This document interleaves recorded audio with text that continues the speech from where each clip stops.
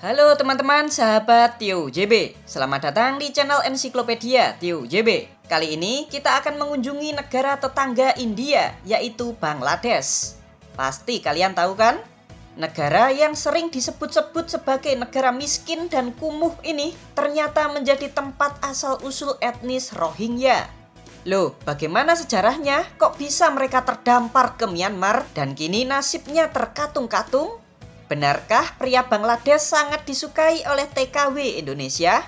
Terus bagaimana sih kondisi Bangladesh saat ini? Apakah kini berubah menjadi negara maju melampaui Indonesia? Nanti ya, Pak Imin bakalan jelasin satu persatu. Yuk langsung saja kita berlayar ke Bangladesh. Kembali lagi di channel Tio JB, channel yang mungkin bisa menambah wawasan dan informasi yang mungkin belum kalian ketahui. Menurut Oxford History of India, wilayah Benggala atau yang kini bernama Bangladesh setidaknya sudah dihuni oleh manusia pada abad ketiga sebelum Masehi. Pemerintahan awal dimulai ketika berdirinya Kekaisaran Nanda pada sekitar tahun 345 sebelum Masehi. Penulis Yunani mencatat Kekaisaran Nanda sebagai kerajaan Ganggaridai. Kerajaan ini mampu membuat Kekaisaran Makedonia di bawah Alexander yang Agung ketar-ketir teman-teman. Dan ia menarik mundur pasukannya saat akan menyerang kerajaan ini. Diketahui, kala itu pasukan di Kekaisaran Nanda ini sangatlah kuat karena memiliki lebih dari 4.000 pasukan gajah. Wow! Wilayah ini lalu ditaklukkan oleh Kekaisaran Maurya pada tahun 322 sebelum Masehi. Lalu dilanjutkan oleh berbagai kerajaan hingga tahun 1206 berdirilah Kesultanan Delhi dan wilayah Benggala ini menjadi salah satu provinsinya. Nah, di saat itulah agama Islam juga mulai masuk dan menyebar ke wilayah ini teman-teman. Wilayah Benggala ini lalu jatuh ke Kaisaran Mughal di bawah Kaisar Akbar yang Agung pada tahun 1576. Kekaisaran Mughal ini lalu runtuh akibat serangan dari Inggris saat pertempuran Sepoy pada tahun 1857. Sejak saat itulah Inggris mencaplok semua wilayah Mughal termasuk Benggala. Selanjutnya pada tahun 1947, Inggris memecah wilayahnya menjadi dua bagian berdasarkan keyakinan agama, yaitu Dominion India yang mayoritas beragama Hindu, serta Dominion Pakistan dengan mayoritas beragama Islam.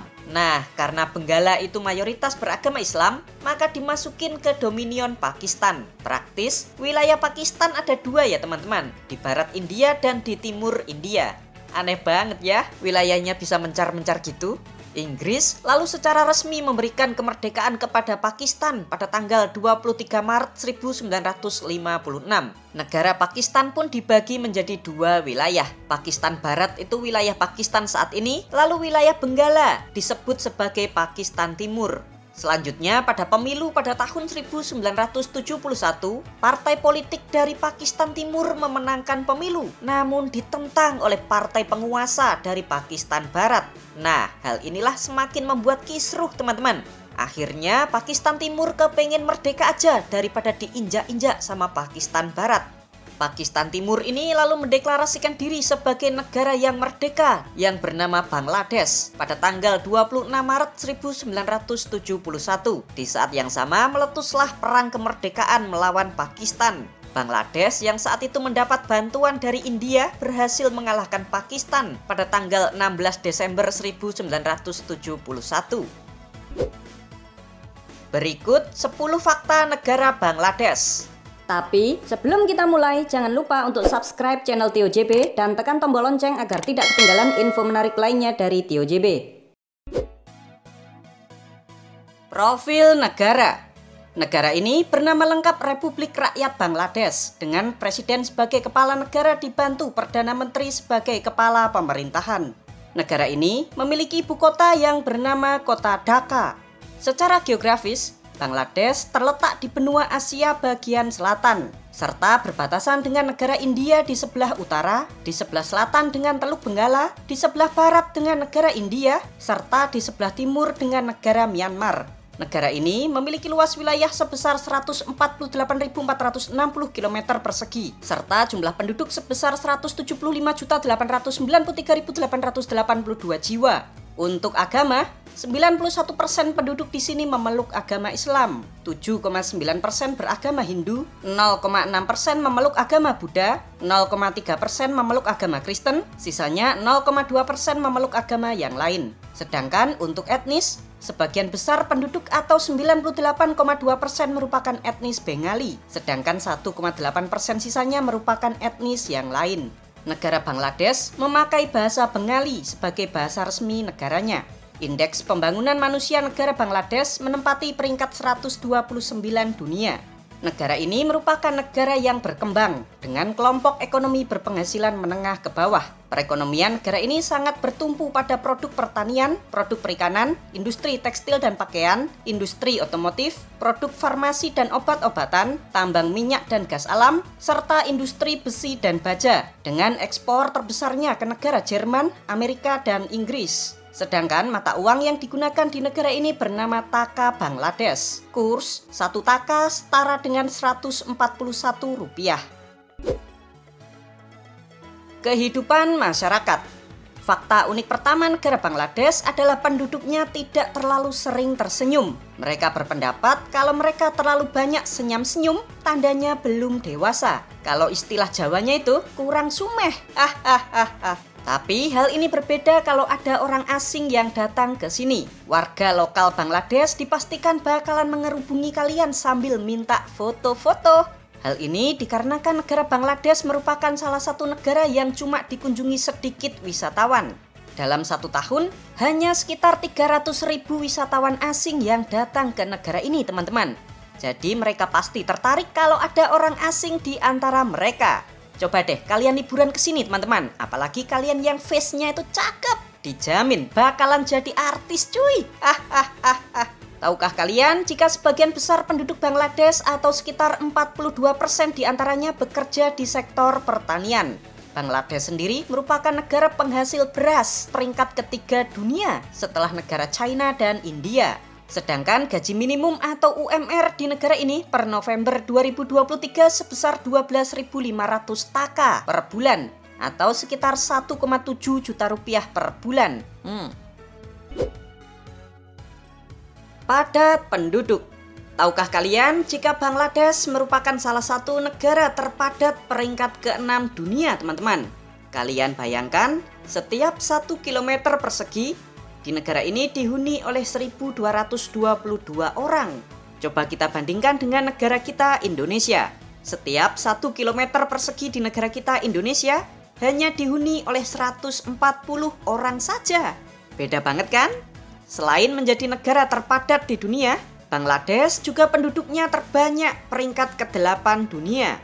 Negara Bangladesh juga menjadi negara penduduk muslim terbesar keempat dunia di bawah Indonesia, Pakistan, dan India. Pantes ya teman-teman, jalanan di negara ini sangat ramai banget dan padat oleh manusia. Negara Muslim. Sebelumnya kan sudah Pak Imin jelasin tuh kalau negara Bangladesh merupakan negara dengan penduduk muslim terbesar keempat dunia. Mayoritas penduduk di sini merupakan Muslim Sunni dan menganut mazhab fikih Hanafi. Menurut konstitusi Bangladesh, Islam merupakan agama resmi di negara ini, teman-teman. Ada yang unik nih, ternyata banyak sekali pria di Bangladesh ini yang memakai sarung saat beraktivitas sehari-hari. Orang Bangladesh. Tahukah kalian jika orang Bangladesh merupakan salah satu penduduk dengan tingkat obesitas terendah di dunia? Jadi sebagian besar penduduk di sini tuh perutnya itu rata, teman-teman. Jarang banget kalian temui warga Bangladesh yang perutnya itu buncit. Menurut penelitian, Bangladesh adalah negara dengan tingkat obesitas peringkat 203 dari 213 negara di dunia. Wow, sehat-sehat cuy. Hal ini kemungkinan disebabkan oleh kebiasaan masyarakat Bangladesh yang jarang makan daging. Menurut data dari OECD, Bangladesh merupakan negara dengan konsumsi daging terendah kedua di dunia setelah negara India. Jika di rata-rata setiap penduduk di negara ini hanya makan daging 3,4 kg di dalam 1 tahun. Nah, sebagai pengganti daging, orang Bangladesh itu lebih suka makan ikan-ikanan, teman-teman. Walah, pantas saja sehat dan perutnya itu kecil-kecil. Yang unik nih teman-teman, ternyata negara ini juga banyak mengirimkan tenaga kerjanya ke luar negeri. Dari data Perserikatan Bangsa-Bangsa, sekitar 4,5 juta warga Bangladesh itu bekerja ke luar negeri dengan tujuan teratas ke negara Arab Saudi, Uni Emirat Arab, Kuwait, dan Malaysia. Dan yang bikin kalian geleng-geleng kepala, TKW Indonesia ternyata banyak yang kecantol sama orang Bangladesh ini teman-teman. Oh iya, satu lagi. Kalian kalau dengar nama Bangladesh pasti teringat akan kereta apinya yang banyak penumpangnya sampai naik ke gerbong-gerbong di atas. Nah, mulai pertengahan tahun 2022 kemarin, masyarakat itu sudah dilarang untuk naik di atas gerbong. Setiap stasiun juga telah dijaga oleh polisi, teman-teman. Saat ini, tiket kereta api Bangladesh itu sudah terkomputerisasi dan bisa diakses secara online. Bangladesh juga terus menambah jumlah kereta apinya, termasuk membeli kereta api dari Indonesia yang dibuat oleh PT Inka di kota Madiun. Miskin dan kumuh. Tahukah kalian jika orang miskin di negara ini menurut Bank Dunia di tahun 2022 sebesar 42,3% dari total penduduk. Hampir separuh penduduk negara ini miskin teman-teman. Hal ini disebabkan karena hampir setengah angkatan kerja di negara ini bekerjanya itu di sektor pertanian. Kalau yang jadi pemilik lahan sih masih mending. Namun kebanyakan dari mereka ini cuma jadi buruh tani, terutama mereka yang tinggalnya di pedesaan. Kalian tahu sendiri kan kalau buruh tani itu gajinya itu nggak seberapa. Sedangkan orang perkotaan yang miskin ini karena mereka bekerja sebagai buruh di perusahaan tekstil dan pakaian. Mereka ini bahkan banyak yang dibayar di bawah UMR. Nah, karena upah pekerja di Bangladesh ini sangatlah murah, makanya banyak banget perusahaan pakaian dunia yang membuat pabriknya di negara Bangladesh. Coba kalian periksa baju kalian yang bermerek, cek labelnya. Kalau tulisannya Made in Bangladesh, berarti itu dibuatnya di negara ini, teman-teman. Dahulu di tahun 2018, menurut data dari IQR, Bangladesh dinobatkan sebagai negara paling polusi di dunia. Tapi saat ini, Bangladesh ternyata kian membaik loh teman-teman. Dari data yang sama di tahun 2022, Bangladesh sudah tidak berada di peringkat pertama, namun membaik berada di peringkat kelima dunia. Lalu apa yang menyebabkan tingkat polusi di negara Bangladesh ini semakin membaik? Yuk kita bahas. Alasan yang pertama, karena negara Bangladesh saat ini telah memiliki kereta metro atau MRT di kota Dhaka. Dari rencana 6 jalur MRT, saat ini sudah ada 3 jalur yang beroperasi. Mega proyek yang digarap bersama Jepang ini bakalan memiliki 103 stasiun kalau 6 jalurnya itu sudah selesai dibangun semua. Wow! Nah, karena sudah ada MRT inilah, warga Bangladesh banyak yang beralih ke transportasi umum sehingga dapat mengurangi polusi udara. Lalu alasan yang kedua, Bangladesh juga telah memiliki pembangkit listrik tenaga nuklir bernama Raupur yang terletak di tepi sungai Patna. Saat ini negara Bangladesh juga tengah membangun pembangkit listrik tenaga nuklir yang kedua yang diperkirakan selesai pada tahun 2025 mendatang. Kedua proyek ini merupakan hasil kerjasama Bangladesh dengan pemerintah Rusia. Lalu alasan yang ketiga, Bangladesh kini telah memiliki mobil listrik buatan dalam negeri yang bernama Palki Motors. Nih bentuk mobil listriknya. Indonesia kalah gercep nih. Bangladesh yang sering kalian jelek-jelekin ternyata sudah memiliki mobil listrik buatan lokal. Yang masih menjadi permasalahan di negara ini adalah kebiasaan masyarakat yang masih jorok, yaitu buang sampah sembarangan. Tapi pelan-pelan negara Bangladesh mulai membaik loh teman-teman. Kalau negara kita nggak berbenah, bisa-bisa disalip sama Bangladesh. Etnis teraniaya. Tahukah kalian teman-teman jika etnis Rohingya merupakan etnis paling teraniaya di dunia? Beneran Min? Beneran teman-teman. Etnis ini merupakan etnis minoritas yang bertempat tinggal di wilayah Rakhine, Myanmar. Bahkan asal-usul etnis ini pun tidak jelas. Hah? Kalau kalian penasaran, yuk kita bahas. Menurut beberapa sumber, tercatat ada 2 versi asal-usul etnis Rohingya ini. Yang pertama, mereka sudah menempati Myanmar sejak zaman kerajaan Arakan pada tahun 1400-an. Kerajaan Arakan merupakan kerajaan bawahan dari Kesultanan Bengal. Nah, saat dikuasai oleh kerajaan Arakan inilah orang-orang etnis Bengal mulai bermigrasi dan menetap di wilayah ini. Lalu jadilah etnis Rohingya. Secara face, perawakan kulit, bahasa semuanya tuh hampir sama dengan etnis Bengal di Bangladesh. Jadi itu yang pertama ya teman-teman. Lalu versi yang kedua, etnis Rohingya ini menempati Myanmar baru 100 tahunan ketika Myanmar saat itu mulai dikuasai oleh penjajah Inggris pada tahun 1886. Kita tahu kan kalau wilayah India termasuk Pakistan, Bangladesh itu kan dikuasai oleh Inggris tuh. Nah, saat Myanmar turut dikuasai oleh Inggris, Inggris lalu mendatangkan orang-orang Bengal sebagai tenaga kerja ke wilayah Myanmar. Sebagai jajahannya yang baru, Inggris lebih percaya sama orang-orang Bengal yang sudah nurut sama Inggris. Mereka lalu dipekerjakan sebagai pegawai PNS-nya Inggris di Myanmar. Saat itu banyak warga etnis lokal Myanmar yang iri karena perlakuan Inggris yang sangat berbeda. Inggris lebih suka sama orang Bengal daripada orang Myanmar.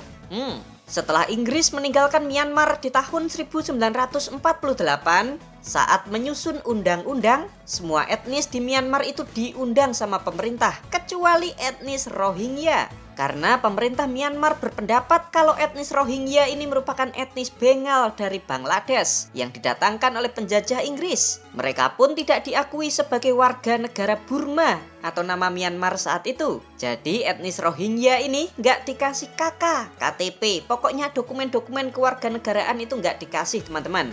Sedangkan etnis Rohingya ini merasa kalau mereka ini sudah menjadi warga Myanmar karena sudah tinggal lama di wilayah ini. Nah, sejak saat Myanmar merdeka sampai saat ini, etnis Rohingya selalu dikucilkan. Mereka bahkan dilarang untuk sekolah, kerja kantoran gitu juga dilarang. Pokoknya kasihan banget teman-teman. Tidak hanya dibatasi oleh pemerintah, etnis Rohingya ini juga dikucilkan oleh masyarakat, bahkan ditindas oleh etnis yang lain.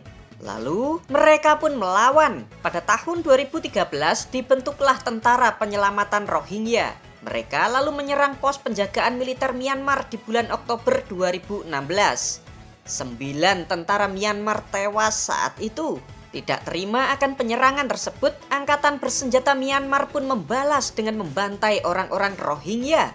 Etnis Rohingya pun ini banyak yang kabur mengungsi. Untungnya mereka ditampung di Bangladesh teman-teman. Nih camp pengungsiannya terletak di Cox's Bazar, sebuah camp pengungsian terbesar di dunia dan menampung kurang lebih 600.000 warga Rohingya.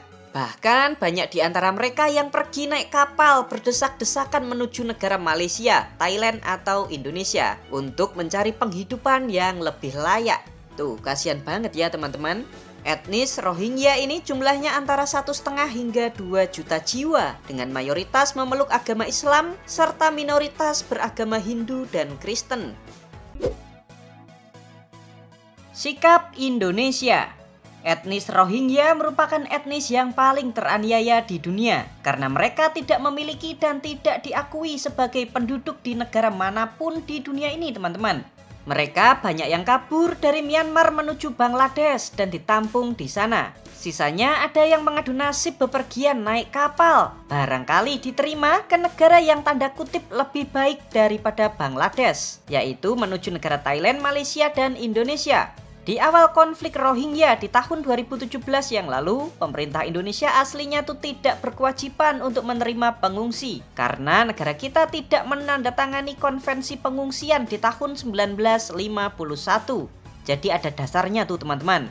Lalu saat itu beberapa kelompok di Indonesia menggelar demo, aksi bela Rohingya. Nah, karena desakan itulah akhirnya pemerintah Indonesia pun menerima Rohingya. Bahkan dimanusiakan. Mereka dipindahkan ke rumah susun di daerah Sidoarjo, Jawa Timur. Bahkan dikasih uang pula. 1 bulan dijatah Rp1.250.000. Tuh, kurang baik apa Indonesia? Setelah tahu negara kita itu sangat baik, etnis Rohingya di pengungsian Bangladesh pun juga ingin mendapatkan kehidupan yang enak seperti itu juga. Akhirnya kejadian dong. Saat ini ratusan pengungsi Rohingya dari pengungsian Bangladesh migrasi ke Aceh. Dan mereka berharap mendapatkan perlakuan baik seperti teman-temannya yang dulu sudah tiba duluan beberapa tahun yang lalu. Sayangnya mereka saat ini sudah tidak diterima baik oleh orang-orang Indonesia. Bahkan saat ini masyarakat banyak yang mendesak pemerintah untuk mengusir orang-orang Rohingya ini.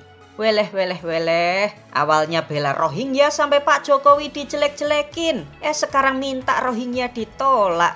Mana nih yang dulu ikut demo-demo bela Rohingya? Ayo. Padahal negara Bangladesh sendiri telah membangun tempat pengungsian yang layak di sebuah pulau yang bernama Bhasan Char pada tahun 2019 yang lalu. Pembangunan tempat pengungsian ini menelan biaya pembangunan 5,1 triliun rupiah dan dapat menampung kurang lebih 100.000 pengungsi Rohingya. Nih bentuknya kayak gini teman-teman. Sayangnya para orang-orang Rohingya banyak yang menolak untuk dipindahkan ke pulau ini dengan alasan mereka merasa seolah-olah di penjara dan tidak bisa bergerak bebas karena pulau ini memang dijaga oleh tentara Bangladesh. Dari kapasitas yang mencapai 100.000 pengungsi, saat ini cuma dihuni 28.000 orang saja teman-teman. Tuh, makanya sepi banget tempat pengungsian ini. Gimana kalau menurut kalian, malah ada rencana nih negara kita dalam tanda kutip memberikan Pulau Galang di Kepulauan Riau untuk tempat menampung Rohingya ini? Loh, gak bahaya ta? Wisata di Bangladesh. Yuk saatnya Pak Imin ajakin kalian semua keliling Bangladesh. Kita mampir dulu ke Taman Nasional Sundarban, sebuah kawasan hutan bakau terluas di dunia. Luas area hutan bakaunya mencapai 10.000 km persegi.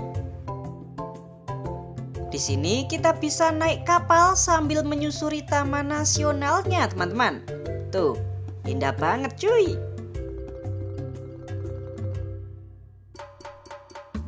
Next, kita akan menuju ke kota Cox's Bazar.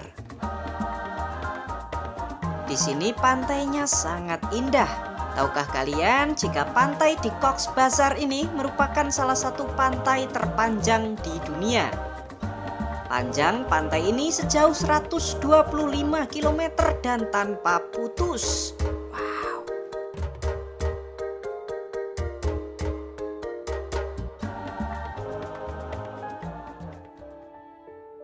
Berikutnya kita akan mengunjungi kompleks Masjid Kuno Bagherhat. Kompleks masjid ini dibangun pada abad ke-15 di masa Kesultanan Benggala. Tuh, unik banget teman-teman. Bangunannya terbuat dari batu bata merah tanpa plester.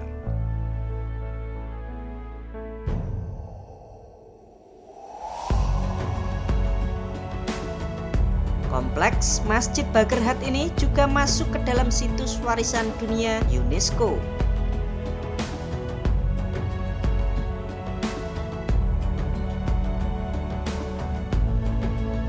Next, kita akan mengunjungi Vihara Paharpur yang juga termasuk ke dalam situs warisan dunia UNESCO. Vihara Buddha ini dibangun saat berkuasanya Kerajaan Pala sekitar tahun 780 hingga 821.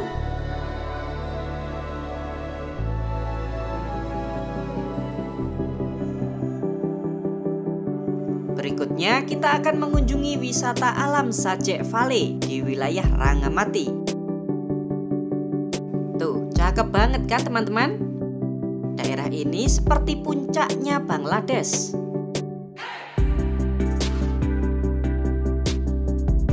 Di sini juga banyak terdapat resort dan villa-villa yang view-nya juga cakep.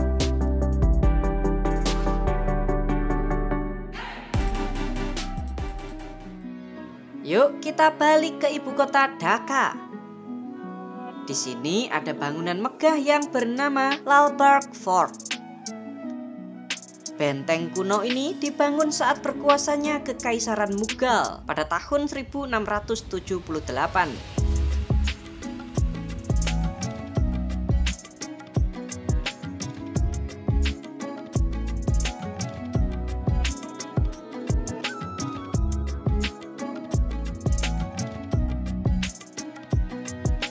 kota Dhaka ini, kita juga bisa melihat Istana Ahsan Manzil.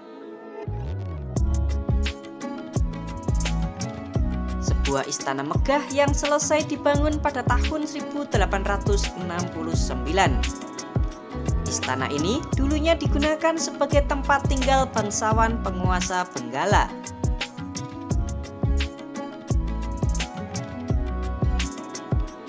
Oh iya, kalian juga jangan lupa untuk mampir mengunjungi ini. Namanya adalah Monumen Jatiya Smriti Soudha yang didirikan untuk menghormati pahlawan Bangladesh.